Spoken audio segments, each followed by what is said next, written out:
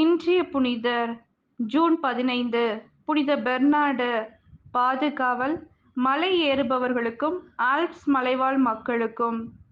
பிறப்பு இறப்பு ஜூன் 15, 1008 நோவரா.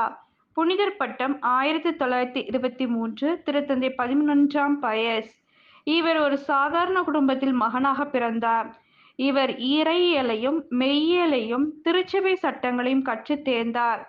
இவரது பெற்றோர் இவரின் கல்லூரி படிப்பை முடித்த பின் பணக்கார பெண்ணிற்கு திருமணம் செய்து வைக்க எண்ணினர். ஆனால் பெர்னார்டு இது வெறுத்தார். இவரின் மனம் எப்போதும் ஆன்மீக வாழ்வையே நோக்கி சென்றது. இதனால் தன்னுடைய மறைமாவட்ட ஆயர் இல்லத்தில் சேர்ந்து பணியாளராக செயல்பட்டார். இவரின் பணியால் அம்மறைமாவட்ட மக்கள் ஏராளமான பயனை பெற்றனர். இவர் இறக்கும் வரை மறைமாவட்ட குருக்களின் கல்லூரியில் பணியாற்றினார். இவர் 1008 அல்லது 1009 இறந்திருக்கலாம் என்று கூறப்படுகிறது. இவர் நோவரா என்ற ஊரில் அடக்கம் செய்யப்பட்டு அவர் கல்லறையின் மேல் பேராலயம் ஒன்றும் கட்டப்பட்டுள்ளது.